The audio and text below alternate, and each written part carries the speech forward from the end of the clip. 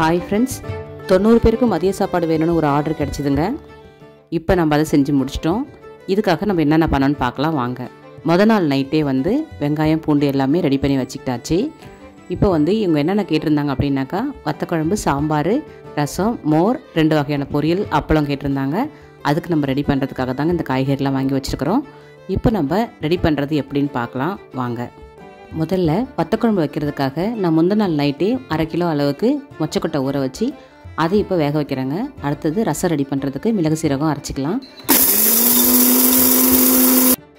ரசத்துக்கு போட வேண்டிய எல்லா பொருளையும் சேர்த்து ரசம் ரெடி பண்ணியாச்சுங்க. இப்போ ஒரு பக்கம் பருப்பு வெந்துட்டுருக்கு, உருளைக்கிழங்கு வேக வச்சாச்சு. அடுத்தது குழம்புக்கும் சாம்பாருக்கும் தேவையான வெங்காயம், தக்காளி, தேங்காய், பச்சை மிளகா, காய்கறிகள் எல்லாமே கட் பண்ணி வச்சாச்சுங்க. இப்போ நம்ம சாம்பார் தாளிச்சிடலாம். அதுக்கு முன்னாடி பருப்பு எடுத்து நல்லா வேக வச்சு இது போல் எடுத்து வச்சாச்சு. அதிகமான அளவில் செய்கிறதுனால பருப்பு கடையெல்லாம் தேவையில்லைங்க, நல்லா வேக வச்சா போதும். அதை 1 மணி நேரத்துக்கு முன்னாடி ஊற வச்சுட்டு வேக வச்சா கரெக்டாக வெந்து வந்துடும். இப்போது எண்ணெய் ஊற்றி கடுகு சீரகம்லாம் போட்டு தாளிச்சிக்கலாம். கூடவே வரமிளகாய் போட்டுட்டு நல்லா கலந்து விடுங்க. நல்லா புரிஞ்சு வந்ததுக்கப்புறமா கருவேப்பிலை போட்டுட்டு சாம்பாருக்கு தேவையான பச்சை மிளகாய் போட்டுக்கலாம். அதுக்கப்புறமா உரிச்சு வச்சுருக்கிற சின்ன வெங்காயத்தையும் கட் பண்ணி வச்சுருக்கிற பெரிய வெங்காயம், தக்காளி எல்லாத்தையும் சேர்த்து நல்லா கலந்து விட்டுடலாங்க. நல்லா வதங்கி வரட்டும். நல்லா வதங்கி வந்துச்சுன்னா சாம்பார் நல்லா டேஸ்டியாக இருக்கும். அதனால் அது வரைக்கும் நல்லா வதக்கி விட்டுடலாம். வெங்காயம், தக்காளி எல்லாம் நல்லா வதங்கினதுக்கப்புறமா கட் பண்ணி வச்சுருக்கிற கத்திரிக்காய் சேர்த்துக்கலாம். கூடவே கேரட், பீன்ஸு, முருங்கைக்காய் எல்லாத்தையுமே ஒன்றா சேர்த்துக்கலாங்க. சேர்த்துக்கிட்டு நல்லா வேக வச்சு எடுத்துக்கலாம். இப்போ நல்லா வதங்கட்டும். அதுக்கு முன்னாடி முருங்கைக்காவை கடைசியாக கூட சேர்த்துக்கலாம். நான் இப்போவே சேர்த்துக்கிட்டு வேக வைக்க போகிறேன். இப்போ தேவையான அளவு மிளகாய் பொடி சேர்த்துக்கலாம். சாம்பார் தூளும் மிளகாய் தூளும் சேர்த்து தாங்க சேர்த்துருக்குறேன். இப்போது சாம்பாருக்கு தேவையான உப்பு சேர்த்துக்கலாம். நான் கல் உப்பு தான் சேர்த்துருக்குறேன். சேர்த்துக்கிட்டு நல்லா கலந்து விட்டுடலாம். காய்கறி, மிளகாத்தூள், உப்பு எல்லாமே நல்லா மிக்ஸ் ஆகிட்டு வந்ததுக்கப்புறமா நம்ம வேக வச்சு எடுத்து வச்சுருக்கிற பருப்பு தண்ணி எடுத்து அதில் சேர்த்துக்கலாம். நான் 2 கிலோ அளவுக்கு பருப்பு வேக வச்சு இதை மாதிரி சேர்த்துக்கிறேங்க. நல்லா சாம்பார் நல்லா திக்காகவே கிடச்சிது, ரொம்ப டேஸ்டியாகவும் இருந்துச்சு. இப்போது எடுத்து வச்சுருந்த எல்லா பருப்பையும் எடுத்து சேர்த்துட்டு நல்லா கொதிக்க விட்டுடலாங்க. நல்லா கொதிச்சு வரட்டும். இந்த டைமில் நம்ம கரைச்சி வச்சுருக்கிற புளியை இதில் சேர்த்துக்கலாம். புளி சேர்க்கறதுக்கு முன்னாடி காய்கறிலாம் பாருங்கள் எந்த அளவுக்கு வெந்து வந்திருக்குன்னு பாருங்கள். ஒரு 3/4 பங்கு அளவுக்கு வெந்ததுக்கப்புறம் நம்ம புளி சேர்த்துக்கலாம். கரைச்சி வச்சுருக்க புளியை வடிகட்டி வச்சுருக்கேன், அதை சேர்த்தாச்சு. இப்போ நல்லா கொதி வரட்டும். நல்லா கொதிச்சதுக்கப்புறமா கட் பண்ணி வச்சுருக்கிற மாங்காவை சேர்த்துக்கலாம். மாங்காய் எருப்படிக்கிற மாதிரி இருக்கக்கூடாது, நல்ல மாங்காவை வாங்கி இதில் சேர்த்துக்கலாங்க. அப்போ தான் சாம்பார் நல்லாவே இருக்கும். இப்போது இந்த பக்கமாக அரிசி வேகிறதுக்கு உலை போட்டிருந்தேன். இப்போ அரிசி நல்லா வாஷ் பண்ணிவிட்டு அதில் சேர்த்துக்கிறேன். சேர்த்துக்கிட்டு நல்லா வேகட்டுங்க. இந்த பக்கம் சாம்பார் கொதிச்சிட்ருக்கு. இப்போ மாங்காய் சேர்த்தாச்சு. சாம்பார் ரெடி ஆகிடுச்சிங்க. கடைசியாக கட் பண்ணி வச்சுருக்கிற கொத்தமல்லி தழையை தூவி இறக்கிட வேண்டியது தான். அருமையான சாம்பார் இப்போ ரெடி பண்ணிட்டோம். 90 பேருக்கானது. நம்ம வத்தக்குழம்பும் சேர்த்து தர்றதுனால இந்த அளவு சாம்பார் கரெக்டாகவே இருக்கும். அடுத்தது கடுகு, காஞ்ச மிளகாய் தாளித்து கூட்டி வச்சுருக்கிற ரசத்தை எடுத்து ஊற்றி ரசம் ரெடி பண்ணிடலாம். ரசம் ரொம்ப கொதிச்சிடாமல் பார்த்துக்கணும், அப்போ தான் ரொம்ப டேஸ்டியாக இருக்கும்.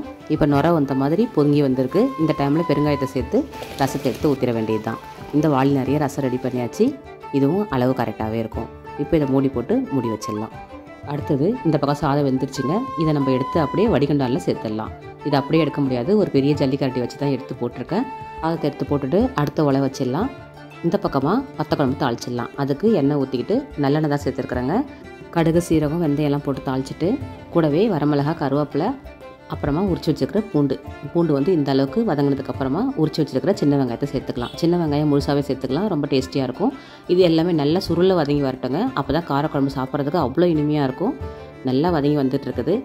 இப்போது மூடி போட்டு சிம்லேயே வச்சு கொஞ்ச நேரம் நல்லா வதங்க விடுவோம்.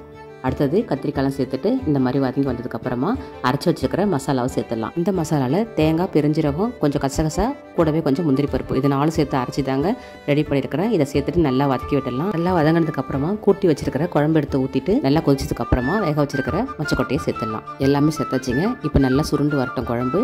நல்லா கொதிச்சு வந்ததுக்கப்புறமா வேறு பாத்திரத்துக்கு மாற்றிட்டு கடைசியாக ஒரு கடாயில் நல்லெண்ணெய் சேர்த்துக்கிட்டு கூடவே கடுகு, காஞ்ச மிளகாய், கருவேப்பிலை, பெருங்காயம், அப்புறம் மணத்தக்காளி வத்தல் இதெல்லாம் சேர்த்து தாளித்து கொட்டிடலாம். கொட்டிட்டு கடைசியாக கொஞ்சம் கொத்தமல்லி தழை தூவி இறக்கிடலாம். இப்போது ரசம், சாம்பார், குழம்பு ரெடி பண்ணிட்டோம். அடுத்தது பொரியலுக்கு வருவோம். நான் முட்டைகோஸ் பொரியல் தாங்க செஞ்சுருக்கிறேன். பாசிப்பருப்பு சேர்த்து முட்டைகோஸ் பொரியல் சூப்பராகவே வந்துச்சு. தேங்காய் போட்டு இறக்கியாச்சு. அடுத்தது உருளைக்கிழங்கு சாந்து பொரியல் செஞ்சுருக்கிறேன். இதுவும் ரொம்ப அருமையாக வந்ததுங்க. எல்லாமே இப்போ ரெடி பண்ணியாச்சு. 90 பேருக்குன்றதுனால சாதத்தை நான் 3 தடவையாக வடித்து எடுத்துக்கிட்டேன்.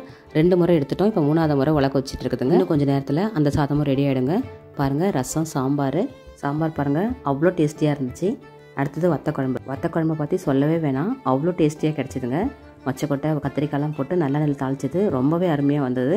வாங்கிட்டு போனவங்களும் ரொம்ப நல்லாவே இருந்ததுன்னு சொன்னாங்க. ரொம்ப சந்தோஷமாக இருந்துச்சு.